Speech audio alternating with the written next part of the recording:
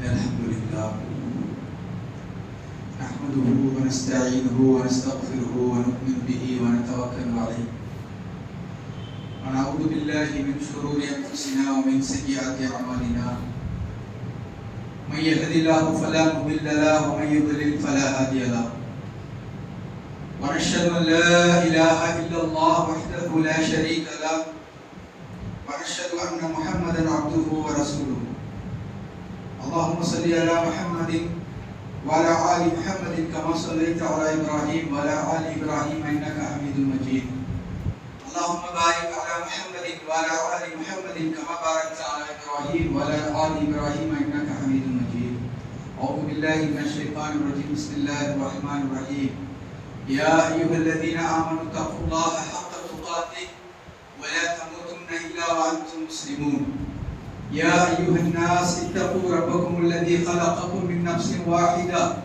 وخلق منها زوجها وبث منهما رجالا كثيرا ونساء واتقوا الله الذي تساءلون به والأرحام إن الله كان عليكم رقيبا يا أيها الذين آمنوا اتقوا الله وقولوا قولا سديدا يصلح لكم أعمالكم ويغفر لكم ذنوبكم ومن يطع الله ورسوله فقد فاز فوزا عظيما أما بعد فإن أصدق الحديث كتاب الله وخير الهدي هدي محمد صلى الله عليه وسلم وشر الأمور محدثاتها وكل محدثة بدعة وكل بدعة ضلالة وكل ضلالة في النار வானங்களையும் பூமியையும் அண்ட சராசரங்களையும் அதிலுள்ள அனைத்தையும் படைத்து பரிபாலித்து பக்குவப்படுத்தி வளர்த்து இயக்கிக் கொண்டிருக்கக்கூடிய ஒரே இறைவனாகிய அல்லாஹ்வுக்கே எல்லா புகழும்.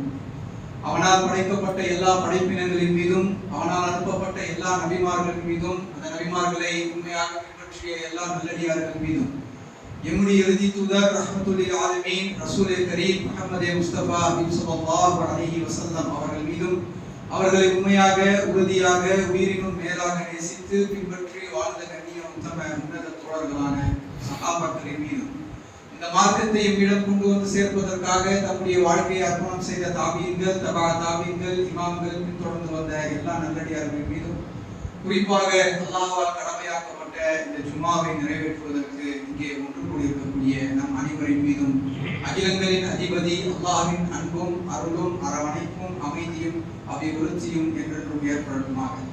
அல்லாஹ் சுப்ஹானஹு வ தஆலா அனைவரையும் இணை வைத்தல் பெரும்பாவங்கள் விதத்துகள் அனாச்சாரங்கள் மூட பழக்க வழக்கங்கள் தாங்க முடியாத கஷ்டங்கள் தீர்க்க முடியாத நோய்கள் ஆகிய அனைத்தையும் விட்டு பாதுகாத்து நம்மை ஈமான் கொண்டவர்களாக இஹ்லாஸ் உடையவர்களாக தொழுகையாளிகளாக நோன்பாளிகளாக தான தர்மம் வழங்கக்கூடியவர்களாக ஹஜ்ஜையும் உம்ராவையும் நிறைவேற்றுவதற்கு பாக்கியம் பெற்றவர்களாக நிலையான நற்குணத்தின் மீது நிலைத்து நிற்பவர்களாக என்னையும் உங்களையும் உலக முஸ்லிம்களையும் ஆக்கி அருள் புரிவானாக என்கின்ற துஆவோடு இந்த ஜும்மாவுடைய முதல் உரையை தொடக்கம் செய்கின்றேன். ரப்பி ஷ்ரஹ் லி ஸத்ரி வ யஸ்ஸிர் லி அம்ரி வஹ்லுல் உக்தத்தம் மின் லிசானி யஃப்கஹு கௌலி. அன்புள்ள எல்லாம் வல்ல அல்லாஹ்வின் நல்லடியார்களே, இஸ்லாமிய சகோதர சகோதரிகளே, தாய்மார்களே, பெரியவர்களே, வாலிபர்களே, அல்லாஹ் சுப்ஹானஹு வ தஆலா இந்த உலகத்திலே மனிதனை படைத்து தான் நாடியவர்களை அவருடைய மார்க்கம் தீனுல் இஸ்லாத்தை வழங்கி அந்த இஸ்லாமிய மார்க்கத்தை பின்பற்றக்கூடிய மக்களுக்கு ஹராம் ஹலால்களை வழங்கி இப்படித்தான் வாழ வேண்டும், இப்படி வாழக்கூடாது, இதையெல்லாம் தங்களுக்கு ஆகமாக்கிக் கொள்ள வேண்டும், இதையெல்லாம் தங்களுக்கு தடுத்துக் கொள்ள வேண்டும், இந்த வழிமுறையில் தான் நீங்கள் வாழ வேண்டும், இந்த வழிமுறையை நீங்கள் தவிர்த்துக் கொள்ள வேண்டும் என்கின்ற வழிகாட்டுதலை ஆதம் அலைஹிஸ்ஸலாம் அவர்கள் முதற்கொண்டு முஹம்மது ஸல்லல்லாஹு அலைஹி வஸல்லம் அவர்கள் வரை தங்கள் சமுதாயத்திற்கு மிக தெளிவாக அல்லாஹ் சுப்ஹானஹு வ தஆலா தன்னுடைய மார்க்கத்தின் மூலம் வழிகாட்டி இருக்கிறார். அப்படி ஒவ்வொரு சமுதாயத்திற்கும் அல்லாஹ் சுப்ஹானஹு வ தஆலா ஒரு சில விஷயங்களை ஹலால் ஆக்கி இருக்கிறான், ஒரு சில விஷயங்களை ஹராம் ஆக்கி இருக்கிறான். முன்னர் இருந்த சமுதாயத்திற்கு ஹலால் ஆக்கிய விஷயங்கள் ஒரு சில இந்த சமுதாயத்திற்கு ஹராம் ஆக்கி இருக்கிறான். முன்னர் இருந்த ஒரு சில சமுதாயத்திற்கு ஹராம் ஆக்கிய விஷயங்களை இந்த சமுதாயத்திற்கு அல்லாஹ் சுப்ஹானஹு வ தஆலா ஹலால் ஆக்கி இருக்கிறான். அப்போ ஒரு மூமினுடைய வாழ்க்கை என்பது ஹலால் ஹராமை அவன் பேணி வாழ வேண்டும். அதிலும் குறிப்பாக வன்மையாக கண்டித்த பெரும்பாவங்களை தடுத்து அவன் வாழ வேண்டும். வன்மையாக கண்டிக்கப்பட்ட இது ஹராம், இது பாவம், இதன் பக்கம் நீங்கள் சென்று விடாதீர்கள் என்று அல்லாஹ்வுடைய கலாம் புத்தகம் அல் குர்ஆன் சொல்வதும் அல்லாஹ்வுடைய தூதருடைய வாழ்க்கையின் வாயிலாகவும் நாம் எதையெல்லாம் பெற்றுக்கொண்டோமோ அதில் மிக கவனத்தோடு இருக்க வேண்டும். அதில் ஒன்றுதான் நம்முடைய சமுதாயம் இன்று மிக படுகொலியிலே சென்று கொண்டிருக்கக்கூடிய போதை என்று சொல்லப்படக்கூடிய ஒரு கலாச்சாரம். போதை என்று சொல்லப்பட்ட ஹராமான இந்த விஷயம், போதை பழக்க வழக்கங்கள் அல்லாஹ்வால் மிக தெளிவாக ஹராமாக்கப்பட்ட, அல்லாஹ் சுப்ஹானஹு வ தஆலா அதன் பக்கம் நெருங்காதீர்கள் என்று சொல்லப்பட்ட, அல்லாஹ்வுடைய தூதர் ஸல்லல்லாஹு அலைஹி வஸல்லம் அவர்கள் சபித்த ஒரு விஷயமாக, ஒரு பெரும்பாவமாக, தடுக்கப்பட்ட ஒரு ஹராமாக, தெளிவான அதன் பக்கம் சென்று விடவே கூடாது என்று மார்க்கம் மிக வன்மையாக கண்டித்த ஒரு பெரும்பாவம் தான், ஒரு மிகப்பெரிய சமுதாயத்தினுடைய சீர்கேடு தான், ஒரு ஒழுக்க சீர்கேடு தான் இந்த போதை கலாச்சாரம். இந்த போதையை குறித்து இஸ்லாம் மிக தெளிவாக பல இடங்களில் வன்மையாக கண்டித்திருப்பதை நம்மால் பார்க்க முடிகிறது. இது நாம் எல்லாம் தெரிந்து வைத்திருக்கிறோம், நம்முடைய சமுதாயம் அறிந்து வைத்திருக்கிறது. ஆனால் வாய்ப்புக்கேடாக நம்முடைய சமுதாய மக்களும் பெரும்பாலான இளைஞர்களும் இதை நோக்கி இன்று சென்று கொண்டிருப்பதை நாம் மிக வருத்தத்தோடு அந்த உண்மையை ஒத்துக்கொண்டாக வேண்டும். ஒவ்வொரு முஸ்லிம் மஹல்லாக்களிலும், சென்னையில் இருக்கக்கூடிய ஒவ்வொரு முஸ்லிம் மஹல்லாக்களுக்கு நீங்கள் சென்று பாருங்கள், அங்கே இருக்கக்கூடிய கணிசமான இளைஞர்கள் போதையின் பக்கம் சென்று கொண்டிருக்கிறார்கள், கஞ்சாவை பயன்படுத்தி கொண்டிருக்கிறார்கள். எங்கெல்லாம் ஓரமாக ஆட்கள் நடமாட்டம் குறைவாக இருக்கக்கூடிய ஓரமான பகுதிகள், இருட்டான பகுதிகளில் எல்லாம் இளைஞர்கள் ஒரு கும்பலாக நின்று கொண்டு என்ன செய்து கொண்டிருக்கிறார்கள் என்பதை பாருங்கள். இது எந்த முஸ்லிம் மஹல்லாக்களிலும் விதிவிலக்கு இல்லாமல் நடைபெற்று கொண்டிருக்கிறது. இந்த போதை கலாச்சாரம் மிக அதிகமாக நம்முடைய வாலிபர்கள், முஸ்லிம் வாலிபர்களுடைய மத்தியிலே ஜும்மாவிற்கு வந்து தொழக்கூடிய, பெருநாள்களை தொழக்கூடிய, அல்லாஹ்வை அறிந்து வைத்திருக்கக்கூடிய முஸ்லிம் வாலிபர்களுடைய மத்தியிலே இந்த போதை அதிகமாக உலகத்தில் இருப்பதை நம்மால் காண முடிகிறது. ஒரு காலம் இருந்தது, வீட்டில் இருக்கக்கூடிய பெற்றோர்களில் யாரேனும் ஒருவரோ இருவரோ பெரியவர்களோ மது அருந்திக் கொண்டு வீட்டிற்கு வருவார்கள். அவர்கள் மது அருந்துவது கூட தெரியாத அளவு சைலண்டாக, அமைதியாக, ஓரமாக அமர்ந்து விடுவார்கள். மறுநாள் காலை எழுந்து அவர் சொன்னால்தான் இரவு நான் மது அருந்தினேன் என்று சொல்ல வரும். அதையே வன்மையாக கண்டித்த நம்முடைய சமுதாய முன்னோர்கள், அதனையே கண்டித்து அதை அங்கீகரிக்காத நம்முடைய சமுதாயம் இன்று நம்முடைய பிள்ளைகள், நம்முடைய நண்பர்கள், நம்முடைய சமுதாய இளைஞர்கள் இதை நோக்கி சென்று கொண்டிருக்கிறார்கள். இதை எப்படி அவர்களை மீண்டு அவர்களை இஸ்லாத்திற்குள் வரவேற்பது, அவர்களை ஒரு தூய இளைஞர்களாக, அல்லாஹ்வுடைய மார்க்கத்திற்கு பணியாற்றக்கூடிய, அல்லாஹ்வுடைய மார்க்கத்தை பின்பற்றக்கூடிய ஒரு முஸ்லிம்களாக எப்படி மாற்றுவது? இதை தெரியாமல் சமுதாயம் இன்று திக்கிக் கொண்டு தவித்துக் கொண்டிருப்பதை பார்க்க முடிகிறது. இஸ்லாம் போதையை மிக தெளிவாக வன்மையாக கண்டித்திருக்கிறது. மதுவை கண்டிக்கவில்லை, போதையை கண்டித்திருக்கிறது. மதுவிற்கும் போதைக்கும் வித்தியாசம் இருக்கிறது. மது என்றால் ஒரு பானம், அருந்தக்கூடிய பானம். போதை என்றால் எவையெல்லாம் உங்களுக்கு மூளையை மழுங்கடிக்க செய்கிறதோ, எவையெல்லாம் உங்களுடைய மூளைக்கு திரையிடுகிறதோ, எவையெல்லாம் உங்களுடைய மூளையை மழுங்கடிக்கிறதோ அவை அனைத்தும் போதை. அந்த போதைக்கும் இந்த மதுவும் வரும் என்பதை இஸ்லாத்தினுடைய ஆதாரங்களின் மூலமாகவும் அறிஞர்களுடைய விளக்கங்களின் மூலமாக பார்க்க முடிகிறது. இஸ்லாம் அல் குர்ஆனின் மூலமாக போதையை அல்லாஹ் சுப்ஹானஹு வ தஆலா தடுப்பதை நம்மால் பார்க்க முடிகிறது. 5வது அத்தியாயம் சூரா மாயிதாவுடைய 90, 91, 92வது வசனத்திலே போதையை குறித்து அல்லாஹ் சுப்ஹானஹு வ தஆலா தெளிவாக சொல்லி இருக்கிறார். யா அய்யுஹல்லதீன ஆமனு, ஈமான் கொண்டவர்களே, இன்னமல் ஹம்ரு வல் மைஸ்ரு வல் அன்சாபு வல் அஸ்லாமு ரிஜ்சும் மின் அமலிஷ் ஷைத்தானி ஃபஜ்தனிபூஹு லஅல்லகும் துஃப்லிஹூன். ஈமான் கொண்டோரே, மதுபானமும் போதையும் சூதாட்டமும் கற்சிலைகளை நீங்கள் வழிபடுதலும் அம்புகள் எரிந்து குறி கேட்பதும் ஷைத்தானுடைய அருவருக்கத்தக்க செயல்கள். மதுவையும் போதையையும் அல்லாஹ் சுப்ஹானஹு வ தஆலா அருவருக்க, ஷைத்தானுடைய அருவருக்கத்தக்க செயல் என்பதனை கண்டிப்பதை நம்மால் பார்க்க முடிகிறது. ஆகவே இதனை தவிர்த்து ஃபஜ்தனிபூ, இதனை தவிர்த்துக் கொள்ளுங்கள், அதனால் லஅல்லகும் துஃப்லிஹூன், நீங்கள் வெற்றி அடைவீர்கள். அடுத்த வசனத்திலே சொல்லி காட்டுகின்றார், இன்னமா யுரீது ஷைத்தானு அன் யூகிய பைனகுமுல் அதாவத வல் பக்தாஅ ஃபில் ஹம்ரி வல் மைஸ்ரி வயசுத்தகும் அன் திக்ரில்லாஹ் வ அனிஸ் ஸலாத்தி ஃபஹல் அன்தும் முன்தஹூன். நிச்சயமாக ஷைத்தான் எவற்றை விரும்புகின்றான் தெரியுமா? ஷைத்தான் எவற்றை நேசிக்கிறான் தெரியுமா? நீங்கள் மதுபானத்தை, போதையை கொண்டும் சூதாட்டத்தை கொண்டும் உங்களிடத்திலே பகைமையை ஏற்படுத்த வேண்டும் என்று ஷைத்தான் விரும்புகின்றான். ஷைத்தான் இந்த போதையை கொண்டும் சூதாட்டம், கேம்பிளிங்கை கொண்டும் உங்களிடத்திலே பகைமையை ஏற்படுத்த வேண்டும். நீங்கள் ஒருவருக்கொருவர் அடித்துக் கொள்ள வேண்டும், நீங்கள் ஒருவருக்கொருவர் எதிரிகளாக மாறிக்கொள்ள வேண்டும் என்பதனை ஷைத்தான் விரும்புகின்றான். மேலும் அதன் மூலம் வெறுப்பை உண்டு பண்ணி, அதன் மூலம் உங்களுக்கு மத்தியிலே வெறுப்பை உண்டு பண்ணி அல்லாஹ்வுடைய நினைவில் இருந்தும் அன்திக்ரில்லா அல்லாஹ்வுடைய நினைவில் இருந்தும் ஸலாத்தி தொழுகையில் இருந்தும் உங்களை தடுத்து விடுகின்றார். எனவே அவற்றை நீங்கள் விலக்கிக் கொள்ள மாட்டீர்களா, அவற்றிலிருந்து உங்களை தடுத்துக் கொள்ள மாட்டீர்களா என்று அல்லாஹ் சுப்ஹானஹு வ தஆலா எச்சரித்து அறிவுரை சொல்லுகின்றார். அடுத்ததாக வாத்தியுல்லாஹ வாத்தியுர் ரசூல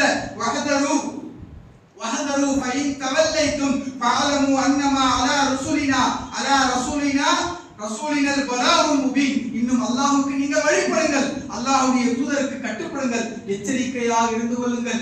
இதில் செல்வதிலிருந்து நீங்கள் எச்சரிக்கையாக இருந்து கொள்ளுங்கள்.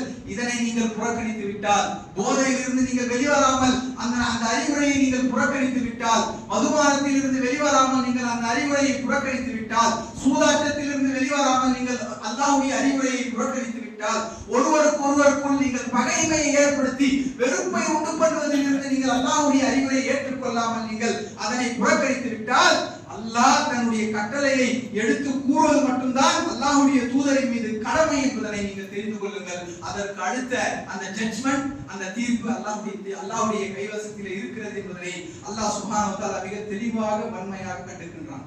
ஆக அன்பான சகோதர சகோதரிகளே, போதையை குறித்து இஸ்லாம் மிக தெளிவாக சொல்லி இருக்கிறது. இங்கே ஒரு முக்கியமான விஷயத்தை குறிப்பிட வேண்டும்.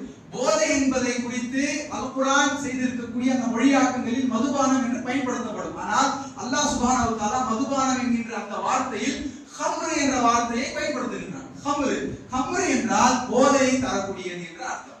ஹம்ரு என்றால் அரபியிலே ஹம்ரு என்றால் போதையை தரக்கூடிய ஒரு பொருள் என்பதாக அர்த்தம். அதற்கு அரபு அறிஞர்கள் என்ன சொல்லுகிறார்கள் என்று சொன்னால், போதை என்பது அதாவது ஹம்ரு என்பது மொழி அர்த்தத்தின்படி பார்த்தீர்கள் என்று சொன்னால் மூடுவது, மறைப்பது, திரையிடுவது என்பதுதான் ஹம்ரு என்ற வார்த்தையினுடைய நேரடி அர்த்தமாக இருக்கிறது. ஆக எவையெல்லாம் மூளையை மறைக்கிறதோ, எவையெல்லாம் மூளையை சிந்திப்பதை விட்டு மூடுகிறதோ, எவையெல்லாம் மூளையை விட்டு மறைக்கிறதோ அவை அனைத்தும் ஹம்ரு.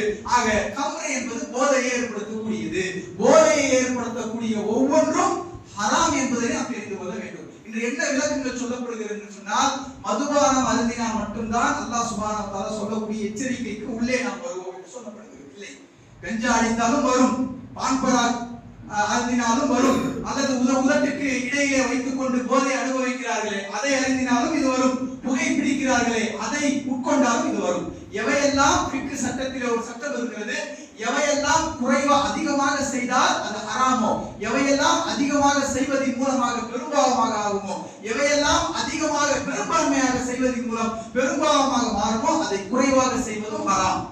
அதை குறைவாக நீங்கள் உட்கொள்வதும் அது பெரும்பாவம் தான் என்று ஃபிக்ஹ் உலமாக்கள் சொல்வதை நம்மால் பார்க்க முடிகிறது. சிகரெட் அடிப்பது, பீடி அடிப்பது, அதே போன்று பான் பராக்குகளை உட்கொள்வது, அதே போன்று உதட்டுக்கு நடுவில் வைத்துக் கொண்டு போதை அனுபவிப்பது, கஞ்சா உட்கொள்வது, ஊசியை ஏற்றுக்கொள்வது என்று எவையெல்லாம் என்று விதவிதமாக சொல்லப்படுகிறது. அன்பான சகோதர சகோதரிகளே, இளைஞர்களிடம் கவுன்சிலிங்காக செல்லும் பொழுது அமர்ந்தால் சொல்கிறார்கள், அவர்கள் சொல்லக்கூடிய பெயர்களை நம்மால் யூகிக்கவே முடியவில்லை. போதை அனுபவிப்பதற்கு என்னென்னவோ பெயர்களை சொல்லிக் கொண்டிருக்கிறார்கள். அது மிட்டாய் வடிவிலே வருகிறது, மாத்திரை வடிவிலே வருகிறது, அதே போன்று ஏதோ ஒரு பகுதியிலே வைத்துக் கொண்டால் தலைக்கு போதை ஏறும் என்று சொல்லி ஏதேதோ சொல்லிக் கொண்டிருக்கிறார்கள். அல் குர்ஆனும் சுன்னாவும் பேசப்படக்கூடிய இளைஞர்கள், சஹாபாக்களுடைய வாழ்க்கை வரலாறுகளின் மூலம் பாடத்தை கற்றுக்கொள்ள வேண்டிய இளைஞர்கள், குர்ஆனை படித்து அல்லாஹ்வுடைய மார்க்கத்தை பின்பற்ற வேண்டிய இளைஞர்கள், அல்லாஹ்வுடைய மார்க்கத்தை, தீனுல் இஸ்லாத்தை உலக மக்கள் மத்தியிலே எடுத்துச் சொல்ல வேண்டிய இளைஞர்கள் இன்று ஏதேதோ விதவிதமான ஹராமான பெயர்களை சொல்லிக் கொண்டிருக்கிறார். 2 நாட்களுக்கு முன்பாக வந்த செய்தியை நீங்கள் படித்திருப்பீர்கள். ஒரு மாநிலத்திலே இருக்கக்கூடிய கல்லூரி மாணவர்கள் சில குறிப்பிட்ட நபர்களுக்கு HIV AIDS பாதித்திருக்கிறது. HIV தொற்று நிரூபணமாகி இருக்கிறது. என்ன காரணம் என்று கேட்டால், போதையை ஏற்படுத்தக்கூடிய அந்த ஒரே ஊசியை அனைவரும் செலுத்தி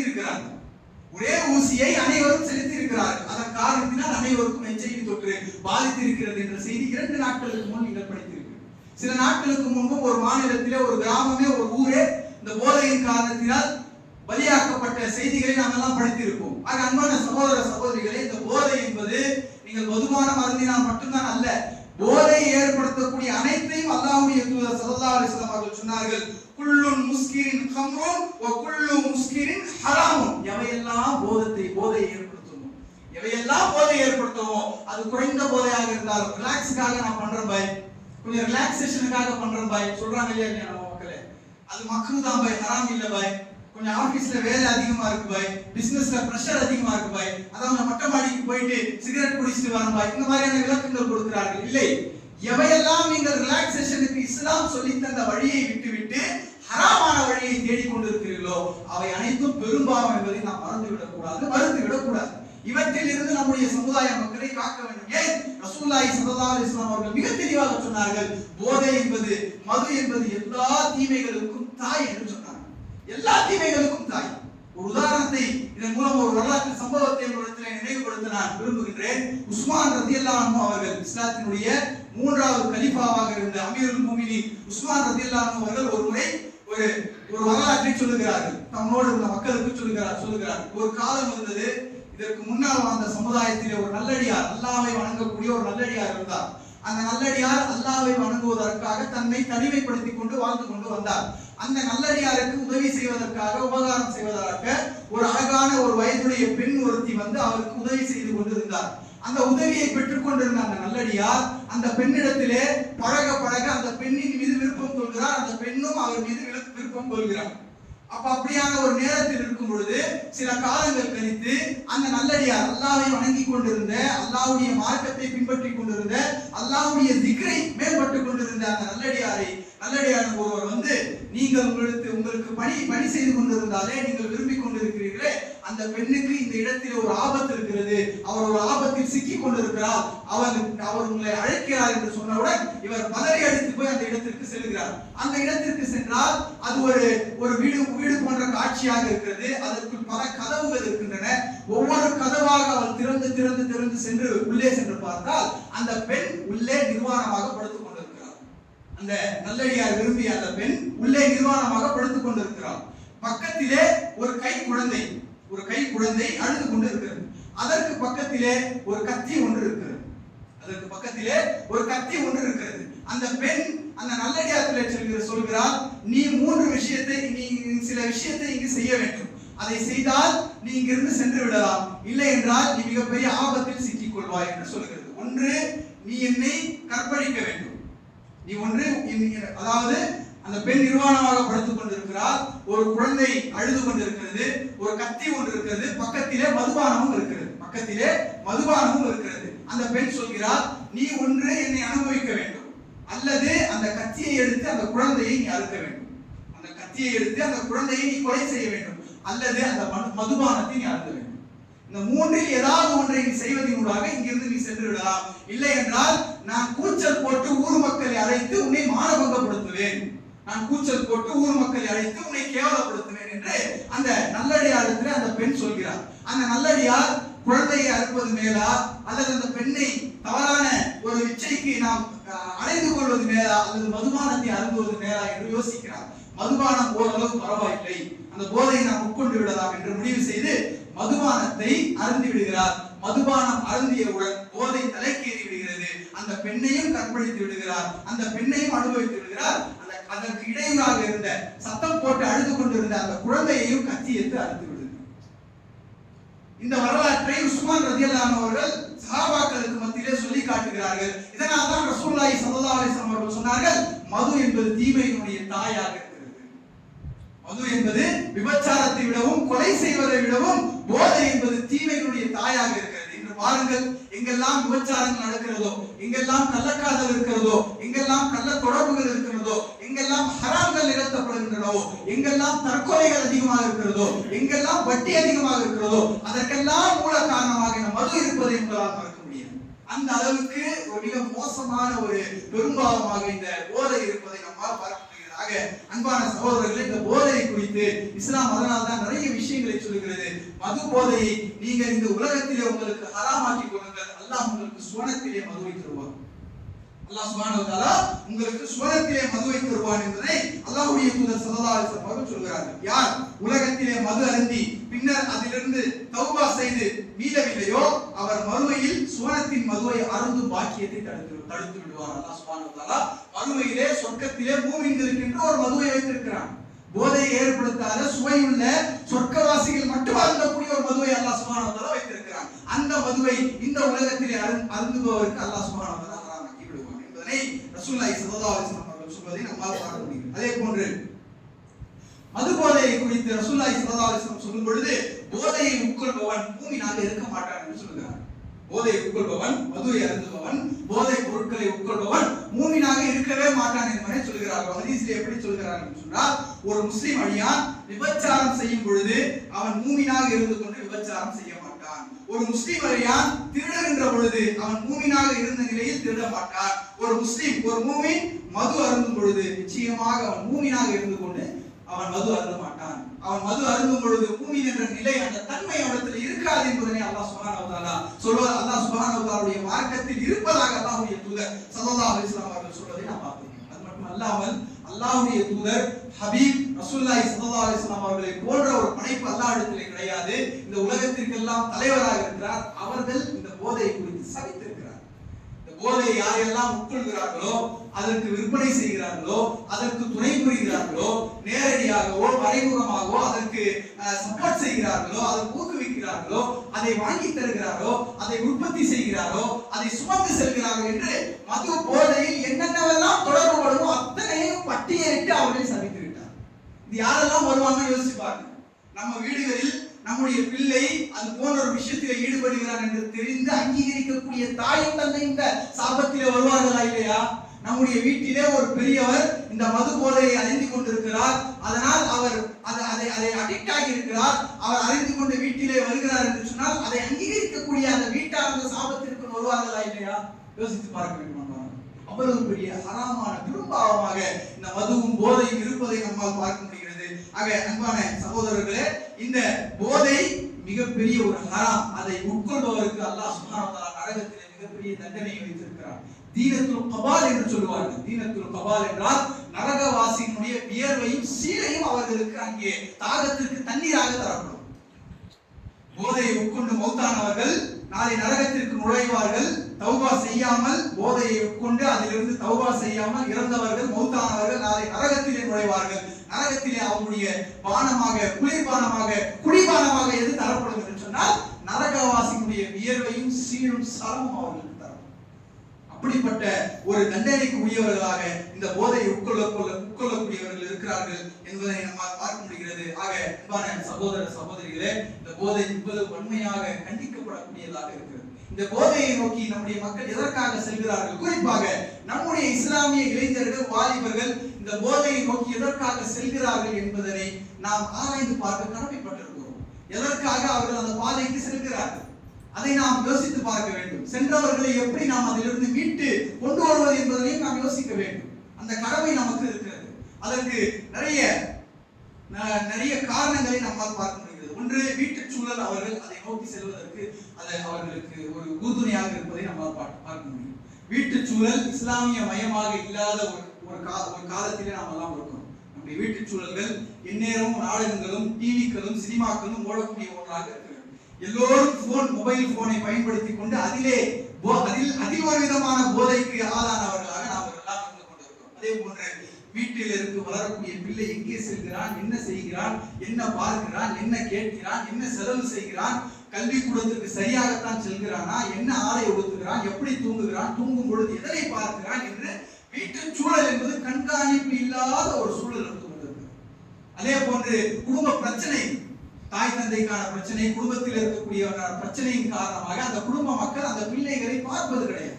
அவர்களை என்ன பருவத்தில் அவர்கள் இருக்கிறார்கள், அந்த பருவத்தினுடைய இயல்பு என்ன, அந்த பருவத்திற்கு அவர்களுக்கு அல்லாஹ் சுப்ஹானஹு வ தஆலா அந்த இயல்பாகவே அவர்கள் எதை வைத்திருக்கிறார்கள் என்பதெல்லாம் புரிந்து கொள்ளாமல் தங்களுடைய வீட்டு பிரச்சனைகள், தங்களுடைய குடும்ப பிரச்சனைகள், தொழில் பிரச்சனைகள், வியாபார பிரச்சனைகள், கடன் பிரச்சனைகள் என்று தங்களுடைய பிரச்சனைகளில் மூழ்கி இருக்கிறார்கள். அவனுக்கு உணவு இருக்கிறது, 3 வேளை உண்பதற்கு, காலேஜ் விசா, ஸ்கூல் விசா எல்லாம் வாங்கிக்கொண்டு சொல்லி கொடுத்து அனுப்பிடுறோம். அவன் எங்க போறான், என்ன வரான், தங்களுடைய பிரச்சனைகளில் முழுவதுமாக அவர்கள் அதில் இருக்கக்கூடிய அந்த நிலையை நம்மால் பார்க்க முடிகிறது. வீட்டு சூழலை முதலில் நாம் மாற்ற வேண்டும். ஏற்கனவே போதைக்கு அடிமையானவர்கள் நம்முடைய வீடுகளில் இருக்கிறார்கள் என்று சொன்னால் அந்த பிள்ளைகளிடத்திலே உட்கார வைத்து தினந்தோறும் அமர்ந்து அவரிடத்திலே பேச வேண்டும். அவர்களுக்கு நாம் நேரத்தை கொடுக்க வேண்டும். அவரிடத்திலே நாம் குவாலிட்டி டைம் என்று சொல்வார்கள். தகுதியான நேரம், தகுந்த நேரத்தை அவரிடத்திலே கொடுத்து அன்பு செலுத்துவது. அவர்களுக்கு நாங்கள் இருக்கிறோம், நான் இருக்கிறேன் உனக்காக, பெற்றோர்களாகி நாங்கள் இருக்கிறோம். வீட்டிலே எங்களுடைய பிரச்சனைகளை எல்லாம் ஓரம் கட்டிவிட்டு பிள்ளைகளிடத்திலே நேரம் செலவழிக்கக்கூடியவர்களாக, அன்பு காட்டக்கூடியவர்களாக, அல்லாஹை பற்றியும் தூதரை பற்றியும் இஸ்லாமை பற்றியும் சொல்லக்கூடியவர்களாக, வெளியில் அழைத்து சென்று தங்களோடையே ஒரு ஆரோக்கியமான சூழலில் அவர்களை வைத்துக் கொள்ளக்கூடியவர்களாக பெற்றோர்கள் மாற வேண்டும். இந்த பிள்ளைகளை அதை கேட்டவாறு மாற்ற வேண்டும். சமூக சூழல் சொல்லவே வேண்டாம், அதை விட வலு கேவலமாக இருக்கிறது. எங்கு பார்த்தாலும் ஆபாசம், எங்கு பார்த்தாலும் விரசம், எங்கு சென்றாலும் போதையை ஆர்வப்படுத்தக்கூடிய விளம்பரங்கள், பதாகைகள், போதையை ஆர்வப்படுத்தக்கூடிய எல்லா மனிதர்களையும் நம்மால் பார்க்க முடிகிறது. அந்த சமூக சூழலும் அவர்களை அந்த நிலைக்கு கொண்டு செல்கிறது. அடுத்ததாக குடும்ப பிரச்சனை ஏற்கனவே சொல்லி இருக்கிறோம். போட்டி சூழலுக்கு சிலரால் இங்கே முகம் கொடுக்க முடியாத ஒரு நிலை இருக்கிறது. மாணவர்கள், இளைஞர்கள் தாங்கள் எப்படி வளர்க்கப்படுகிறார்கள் என்று சொன்னால் ஒரு போட்டி சூழல் நிறைந்த ஒரு உலகத்திலே வாழ்வதாக அவர்கள் நினைத்துக் கொண்டிருக்கிறார். அவனை விட நீ நல்லா படிக்கணும், அவனை விட நீ நல்லா சம்பாதிக்கணும், அவன் வீடு கட்டிட்டா நீ வீடு கட்டணும், அவன் அப்படி திருமணம் பண்ணியிருக்கிற நீ இப்படி திருமணம் பண்ணணும், அவன் அங்க போயிட்டா நீ அங்க போகணும்னு சொல்லி கம்பாரிசன், ஒப்பீடு செய்து செய்து செய்து செய்து இளைஞர்களை போட்டி சூழல், போட்டியிலேயே வளர வேண்டும். அவனுடைய 40 வயது வரை பிறரை ஒப்பீடு செய்து செய்து செய்து நான் வீடு கட்ட வேண்டும், நான் திருமணம் செய்ய வேண்டும், நான் கார் வாங்க வேண்டும், நான் சொந்த வீடு வாங்க வேண்டும், நான் படிக்க வேண்டும், நான் முதலிடம் வர வேண்டும், நான் நல்ல வேலைக்கு செய்ய வேண்டும் என்ற அந்த போட்டி சூழல் ஒரு காலத்திலே ஒரு நேரத்திலே என்ன செய்கிறது என்று சொன்னால் மனதிலே அது பெரும் பாரமாக சேர்ந்து அது வெடித்து சிதறும் பொழுது இந்த நிலைக்கு அவன் இந்த நிலை அவனுக்கு ஒரு நிம்மதி தருவதாக அவர் உணர்கிறான். இந்த நிலை அவனுக்கு ஒரு நிம்மதி தருவதாக அவர் உணரும் பொழுது இந்த போதைக்கு அவன் செல்கிறான். அந்த சூழலிலிருந்து நம்முடைய மக்களை பாதுகாக்க வேண்டும் என்று சொன்னால் இஸ்லாம் என்ன சொல்லியிருக்கிறது, வாழ்வதற்கு இஸ்லாம் என்ன சொல்லியிருக்கிறது, வளர்வதற்கு இஸ்லாம் என்ன சொல்லியிருக்கிறது, பொருளாதாரத்தை ஈட்டுவதற்கு இஸ்லாம் என்ன சொல்லியிருக்கிறது என்கின்ற அந்த பாடங்களை படித்து அந்த வாழ்க்கை முறையை நாம் மேம்படுத்திக் கொள்ள வேண்டும். அந்த வாழ்க்கை முறையில் நாம் வாழ்வதற்கு நம்மை பக்குவப்படுத்திக் கொள்ள வேண்டும். அதுதான் இன்று நிறைய நம்மால் பார்க்க முடிகிறது. குடும்ப சூழலும், வீட்டு சூழலும், அதே போன்று சமூக சூழலும், போட்டி மனப்பான்மை, போட்டி உலகத்திலே முகம் கொடுக்க முடியாத ஒரு நிலையும் நம்முடைய மக்களுக்கு இருப்பதை பார்க்க முடிகிறது. இறுதியாக தீய நட்பு, கெட்ட நட்புகள் என்று அதிகமாக இருக்குது. இஸ்லாம் இருக்கக்கூடிய வீடுகளில், இஸ்லாம் பின்பற்றக்கூடிய வீடுகளில், இஸ்லாமிய பெற்றோர்கள், இஸ்லாமிய மாஹூல் இருக்கக்கூடிய வீடுகளில் நல்ல முறையிலே வளர்க்கப்படக்கூடிய பிள்ளைகளும் இன்று அந்த நிலைக்கு ஆளாக்கப்படுகிறார்கள் என்று சொன்னால் அவர்கள் யாரோடு நட்பு கொள்கிறார்கள், அவர்கள் யாரோடு நட்பு கொள்கிறார்கள் அதனை பார்க்க வேண்டும். எங்கோ போகிறோம், திடீரென நமக்கு தெரிந்த 5 வக்து தொழுகிற ஒரு பிள்ளை, நல்ல இஸ்லாமிய சூழலை வாழ்கின்ற பிள்ளை ஓரமாக நின்று புகைப்பிடித்துக் கொண்டிருக்கிறான். நம்மை பார்த்தவுடன் அவன் ஒழிகிறான் என்று சொன்னால் என்னவென்று ஆய்வு செய்து பார்த்தால் அவன் பழகக்கூடிய அந்த நண்பர்கள், அவன் படிக்கக்கூடிய அந்த பள்ளிக்கூடத்தில் அவனோடு இருக்கக்கூடிய அந்த நண்பர்கள் அந்த சகவாசத்திலேயே வளர்ந்தவர்கள். அவர்களோடு இருக்கும் பொழுது அது ஒரு ஹீரோயிசமாக, கதாநாயகத்துவமாக அவனுக்கு காட்டப்படுகிறது. புகைப்பிடிக்கக்கூடிய அந்த பழக்கம், போதை பழக்கங்கள் ஒரு கதாநாயகத்துவமாக இன்றைய படங்கள் எல்லாம் அப்படித்தான் எடுக்கப்படுகிறது, சினிமாக்கள் எல்லாம் அப்படித்தான் எடுக்கப்படுகிறது. போதையை வைத்திருப்பவன் தான் மிகப்பெரிய ஒரு சாம்ராஜ்யத்தை கட்டி எழுப்புபவன், போதையை உட்கொள்பவன், அதை தயாரிப்பவன் தான் எல்லோரையும் ஆட்சி செய்து கொண்டிருப்பதை போன்ற படங்கள் இன்று எடுக்கப்படுகிறதா இல்லையா? குறிப்பாக நாம் வாழக்கூடிய இந்த வடசென்னை பகுதியை பார்த்துக் கொள்ளுங்கள். எடுக்கக்கூடிய எல்லா படங்களும் வடசென்னையில் தான் போதையே தயாரிக்கப்படுகிறது என்பதாக காட்சிப்படுத்தப்படுகிறது. எடுக்கக்கூடிய எல்லா படங்களும் வடசென்னையில் தான் பூமிக்கு கீழே, வீட்டிற்கு கீழே பெரிய போதை ஃபேக்டரியை வைத்திருப்பதாக படங்கள் எடுக்கப்படுகின்றன. என்ன கற்பிதங்கள் இந்த சினிமாக்களின் மூலமாக நமக்கு கற்பிக்கப்படுகிறது பாருங்கள். போதையை தயாரிப்பவன், உட்கொள்பவன் போலீஸை, காவல் அதிகாரிகளை கையில் வைத்திருக்கிறான், அரசியல்வாதிகளை கையில் வைத்திருக்கிறான். அவன் நினைத்தால் என்ன வேண்டுமானாலும் செய்யலாம், அவன் செய்தால் யாரும் கேள்வி கேட்க ஆளே இல்லை. அது ஒரு பெரிய ஒரு மாசாக காட்டப்படும் பொழுது இளைஞனுடைய மனதிற்குள் அது நுழைந்து அவன் அந்த பக்கம் செல்லக்கூடியதாக பார்க்கும். அன்பான சகோதர சகோதரிகளே, பெரியவர்களே, தாய்மார்களே, வாலிபர்களே, நாம் வாழக்கூடிய இந்த உலகம் என்பது அல்லாஹ்வுடைய தூதர் ஸல்லல்லாஹு அலைஹி வஸல்லம் ஒரு காலத்தில் சொன்னார்கள், ஒரு காலம் வரும் இஸ்லாமை நீங்கள் முறையாக பின்பற்றி வாழ்வது என்பது உங்களுடைய உள்ளங்கையில் நெருப்பு கங்கை வைத்திருப்பது போன்றது. உங்களுடைய உள்ளங்கையில் நெருப்பு கங்கை நீங்கள் வைத்திருப்பதை போன்று இருக்கும் என்று சொன்னார்கள். அப்படிப்பட்ட ஒரு காலத்தில் தான் நாம் வாழ்கிறோம் என்று நினைக்கக்கூடிய அளவிற்கு இன்று எங்கு பார்த்தாலும் இஸ்லாமிய வாழ்வதற்கு எதிரான ஹராமான வாழ்க்கை முறைதான் நம்மை சுற்றி இருக்கிறது. இது போன்ற அறிவுரைகள், உபதேசங்கள், பிரச்சாரங்கள், பரப்புரைகள் தொடர்ந்து செய்து கொண்டே இருக்க வேண்டும்.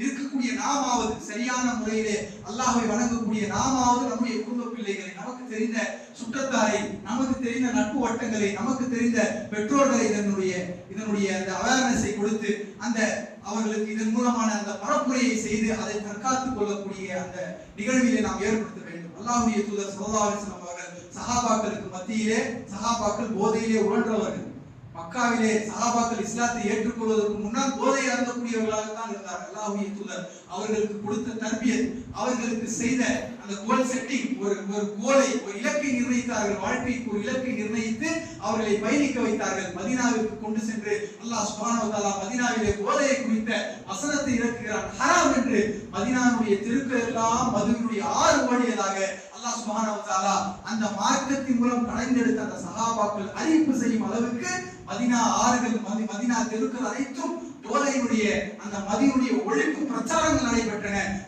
மது பாட்டில்களை உடைத்த அந்த மதுக்கள் ஓடிக்கொண்டிருந்தன என்பதனை நாம் ஹதீஸ்களில் படிக்கிறோம். இப்படிப்பட்ட ஒரு நல்ல சமுதாயத்தை, ஒரு நல்ல முன்னோர்களை கொண்டிருக்கக்கூடிய நாமும் அந்த முன்னோருடைய பாதையை பயணிக்க வேண்டும் என்று சொன்னால் மார்க்கத்தை முறையாக பின்பற்றி இந்த போதையிலிருந்து விடுவித்துக் கொள்ளக்கூடிய, இந்த போதை கலாச்சாரத்திலிருந்து நம்முடைய இஸ்லாமிய இளைஞர்களை பாதுகாத்து அவர்களை நன்னெறிப்படுத்தி நல்வழியில் அவர்களை பயணப்படக்கூடிய முயற்சிகளை மேற்கொள்ள வேண்டும். அதற்கான விழிப்புணர்வுகளை முதலில் நாம் பெற்றுக்கொண்டு நம்முடைய குடும்பத்தாருக்கும் தெரிந்தவர்களுக்கு சொல்ல வேண்டும். அல்லாஹ் சுப்ஹானஹு வ தஆலா எதை சொன்னோமோ, எதை கேட்டோமோ அதை நம்முடைய வாழ்க்கையிலே நடைமுறைப்படுத்தி போதையில்லா ஒரு சமூகமாக, ஒழுக்கமுள்ள ஒரு சமூகமாக நம்மையும் நம்முடைய இஸ்லாமிய இளைஞர்களையும் ஆக்கி அருள் புரிவானாக என்று கூறிக்கொண்டு இந்த ஜும்மாவுடைய முதல் முறையை முடிவு செய்கின்றேன். வாஹ்தாவானா அல்ஹம்துலில்லாஹி ரப்பில் ஆலமீன்.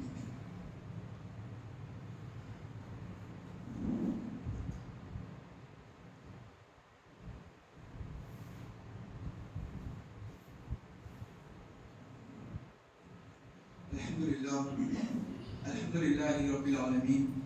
ஸலாத்து வஸ்ஸலாம் அலா சய்யிதினா ஹபீபினா முஹம்மத் வ அலா ஆலிஹி வஸஹபிஹி அஜ்மஈன். அம்மா பஅத். அன்பான சகோதர சகோதரிகளே, ஜும்மாவுடைய முதல் உரையில் இஸ்லாமிய மார்க்கம் போதை குறித்து எந்த அளவுக்கு வன்மையாக பேசியிருக்கின்றது, நம்முடைய சமூகம் இந்த போதையில் எந்த அளவுக்கு இருக்கிறது என்பதை பற்றியும் அதை குறித்த விழிப்புணர்வுகளையும் சுருக்கமாக பார்த்தோம். அன்பான சகோதர சகோதரிகளே, இது வெறும் கேட்டுவிட்டு செல்லக்கூடிய ஒரு விஷயமாக இல்லை, சமூகத்தை செல்ல அரிப்பதை போன்று அரிக்கப்பட்டிருக்கிறது. எப்படி எந்த அளவுக்கு இந்த இளைஞர்கள் பேச ஆரம்பித்து விட்டார்கள் என்று சொன்னால், மேற்கொண்டு அவர்களுக்கு அந்த போதை வஸ்துக்கள் கிடைக்கவில்லை என்று சொன்னால் என்ன வேண்டுமானாலும் நாங்கள் செய்வோம், எந்த அளவுக்கும் நாங்கள் செல்வோம் என்று தங்களுடைய நாவால் சொல்லக்கூடிய அளவுக்கு சென்றிருக்கிறார். அவர்களை அந்த அளவுக்கு அது செல்ல வைத்திருக்கிறார். அல்லாஹ்வை பற்றியும் ரசூலை பற்றியும் பேசவே வாய் திறக்க முடியாத அளவுக்கு அவர்கள் அதிலே அடிமையாகி இருக்கிறார்கள். அவர்களை மீட்டெடுப்பது என்பது பெரும் பெரும் பணி. அதனை சமூகத்தினுடைய தலைமைகள், சமூகத்தினுடைய வழிகாட்டிகள் அதனை முன்னெடுக்க வேண்டும். பெரிய பிரச்சாரமாக, இது ஒரு பெரிய உளவியல் ஆலோசனைகளாக இஸ்லாத்தினுடைய பார்வையை அவர்களை மீட்டெடுப்பதற்கான முயற்சிகளை நாம் மேற்கொள்ள வேண்டும். முடிந்த அளவு நமக்கு தெரிந்த இங்கு வந்திருக்கக்கூடிய தாய்மார்கள், சகோதர சகோதரிகள், நமக்கு தெரிந்தவர்கள் யாரேனும் அது போன்ற ஒரு விஷயங்களில் இருந்தார்கள் என்றால் நம்மாலான முயற்சியை மேற்கொள்ள, அதிலே அந்த இளைஞர்களை மீட்டெடுப்பதற்கான முயற்சிகளை மேற்கொள்ள வேண்டும். அதற்கான வழிகளை தேட வேண்டும். நம்மால் ஒரு அது போன்ற இருக்கக்கூடிய பெரியவரையோ முதியவரையோ இளைஞரையோ அதில் இருக்கக்கூடிய ஒரு நபரை அந்த பெரும்பாவத்தில் நாம் மீட்டால் நமக்கான நன்மை என்பது அல்லாஹ்விடத்திலே மறுமையிலே மிக விசாலமாக இருக்கிறது என்பதனை நாம் மறந்துவிடக் கூடாது. அல்லாஹ் சுப்ஹானஹு வ தஆலா அந்த மக்களை அதிலிருந்து பாதுகாத்து நம்முடைய சமூகத்தை நல்ல பாதையிலே பயணிக்கக்கூடிய நல்ல சமூகமாக ஆக்கி அருள் புரிவானாக. ரப்பனா லா துஆகிதுனா இன் நஸீனா வ அக்தானா ரப்பனா வ லா தஹ்மில் அலைனா இஸ்ரன் கமா ஹமல்தஹு அலல் லதீன மின் قبلنا ربنا ولا تحملنا ما لا طاقة لنا به واعف عنا واغفر لنا وارحمنا أنت مولانا فانصرنا على القوم الكافرين. اللهم ربنا آتنا في الدنيا حسنة وفي الآخرة حسنة وقنا عذاب النار. سبحان ربك رب العزة عما يصفون وسلام على المرسلين والحمد لله رب العالمين. ولذكر الله أكبر والله يعلم ما تصنعون.